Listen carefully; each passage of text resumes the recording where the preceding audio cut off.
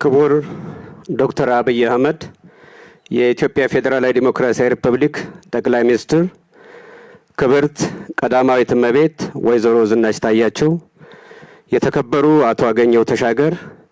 የኢትዮጵያ ፌዴራላዊ ዲሞክራሲያዊ ሪፐብሊክ ፌዴሬሽን ምክር ቤት አፈ ጉባኤ፣ ክቡር አቶ ተመስገን ጥሩነህ የኢትዮጵያ ፌዴራላዊ ዲሞክራሲያዊ ሪፐብሊክ ምክትል ጠቅላይ ሚኒስትር፣ የተከበሩ ወይዘሮ ፋንቱ ተስፋዬ የአማራ ክልል ምክር ቤት ዋና አፈ ጉባኤ፣ ክቡራን የአማራ ብሔራዊ ክልላዊ መንግስት መስተዳድር ምክር ቤት አባላት፣ ክቡራን የዞንና የከተማ አስተዳደር አመራሮች፣ ክቡራን የሃይማኖት አባቶችና የሀገር ሽማግሌዎች፣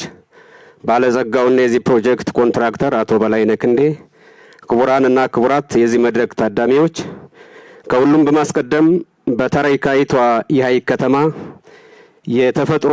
ውብ የሆነውን የሎጎ ሐይቅ ተንተርሶ የተገነባውን የገበታ ለትውልድ ትሩፋት የሆነውን የሎጎ ሐይቅ ሪዞርት ለመመረቅ እንኳን ደህና መጣችሁ፣ እንኳን ደስ አላችሁ፣ እንኳን ደስ አለን ለማለት እወዳለሁ። ክቡር ጠቅላይ ሚኒስትር፣ ይህ ሪዞርት እንደማናቸውም የሆቴልና ስፓ የሚሰጡ አገልግሎት እንደተጠበቀ ሆኖ በአጠቃላይ ለክልላችን በተለይም ደግሞ ለምስራቁ የአማራ ክፍል ልማት እጅግ ዘርፈ ብዙ ፋይዳ ያለው ፕሮጀክት ነው ብለን እናምናለን። በመጀመሪያ ደረጃ ይህ ሪዞርት የተገነባበት አካባቢ አዲስ አበባ ፒያሳ ከሚገኘው ከታላቁ የአድዋ ድል መታሰቢያ ሙዚየም ጀምሮ ለአድዋ ድል ክተት የታወጀበት ወረኢሉን፣ የውጫሌ ውል የተሰናዳበትን ይስማ ንጉስን፣ ቀጥሎም ማይጨውንና የጥቁር ህዝቦች የድል አድራጊነት ምልክት የሆነውን አድዋን የሚያስተሳስር የቱሪስት ፍሰት መስመር ሆኖ የሚያገለግል ነው። በሁለተኛ ደረጃ ይህ ሪዞርት ከተገነባበት አካባቢ በቅርብ ርቀት እጅግ በርካታና እድሜ ጠገብ ሃይማኖታዊ፣ ባህላዊና ታሪካዊ የቱሪስት መስህቦች ያሉበት አካባቢ ነው። ነገር ግን በመዳረሻ ልማት ችግር ምክንያት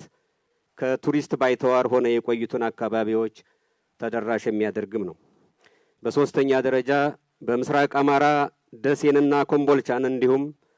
በቅርብ ርቀት የሚገኙ ሳተላይት ከተሞችን በማገናኘት ወደፊት ለምንመሰረተው ታላቁ የቀጠናው ከተማ ትልቅ አቅም ሆኖ የሚያገለግል እና ምሳሌ የልማት አቅም ነው። በአራተኛ ደረጃ እንደማናቸውም ሶስቱ ገበታዎች ገበታ ለሸገር፣ ገበታ ለአገርና ገበታ ለትውልድ ሁሉ በሆቴልና ቱሪዝም ዘርፍ ለተሰማሩና ለሚሰማሩ በክልላችን መዋለ ንዋያቸውን ለሚያፈሱ ባለሀብቶች ልክ እንደ አቶ በላይነህ ክንዴ አይነት ማለት ነው የሀገርን ገጽታ የህዝብን ክብር ከፍ የሚያደርጉ ፕሮጀክቶችን በአካባቢው ለመገንባት ይቻል ዘንድ ምሳሌና የስበት ማዕከል ሆኖ የሚያገለግል ፕሮጀክት ነው። በአጠቃላይ ይህ ፕሮጀክት በተወሰነ መልኩ እስካሁን ከሰራናቸው ተመሳሳይ ዓላማ ካላቸው ፕሮጀክቶች በአይነቱና በቅርጹ ለየት ያለና ለአካባቢው ግርማ ሞገስን ያላበሰ ለኛም ሐሴትን የሞላ ፕሮጀክት ነው። ክቡር ጠቅላይ ሚኒስትር፣ ክቡራንና ክቡራት፣ በአጭር ጊዜ ውስጥ አገሪቱን ያዳረሱ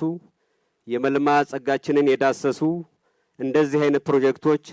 በሚያስገርም ፍጥነትና ጥራት እንዴት ሊፈጸሙ ይቻሉ ካልን ደግሞ ሚስጥሩ ወዲህ ነው ብለን እናምናለን።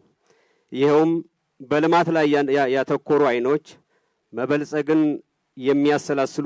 የሚያሰላስል የልቦና ውቅር፣ በጎ መስራትን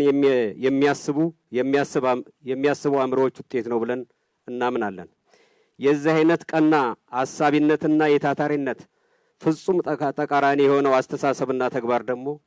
ይሄው ጦርነት እስከ መቃብር ብሎ ጀሌዎችን በመሰብሰብ በ1960ዎቹ አፈር በለበሱ ብረቶች ጋር ተሟጮ ይውላል።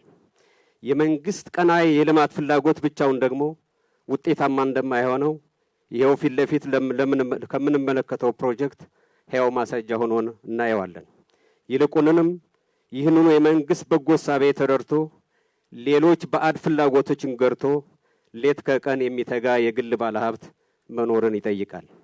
ከዚህ በተጨማሪ ደግሞ ለዚህ በጎ ተግባር የሚታትር እና የሚደግፍ ህዝብ ሲኖር ደግሞ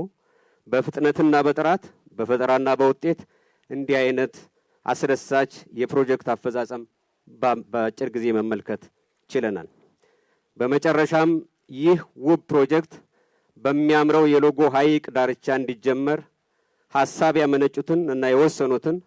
ክቡር ጠቅላይ ሚኒስትር ዶክተር አብይ አህመድ ፕሮጀክቱን በበላይነት አስተባብረውና መርተው በዚህ አኳኋን እንዲጠናቀቅ ላደረጉት ክቡር ምክትል ጠቅላይ ሚኒስትር አቶ ተመስገን ጥሩነህ ፕሮጀክቱን ሌት ከቀን ተግብረውና ተግተው ለተገበሩትና ላስተገበሩት እንዲሁም ለአካባቢው ማህበረሰብ አንድ ሁለተኛ ደረጃ ትምህርት ቤት ገንብተው ላስረከቡን ለባለጸጋው አቶ በላይነህ ክንዴ ለፕሮጀክቱ ያለምንም መስተጓጎል እንዲፈጸም ምቹ ሁኔታ ለፈጠሩት ለሀገር መከላከያ ሰራዊት አመራሮችና አባላት፣ ለደቡብ ወሎ ዞን ለተውለደሬ ወረዳ አመራሮች፣ በአጠቃላይ ለአካባቢው ማህበረሰብ በሙሉ በአማራ ብሔራዊ ክልላዊ መንግስት ስም እና በራሴ ስም ከፍ ያለ ምስጋና በእናንተ ስም ለማቅረብ እወዳለሁ።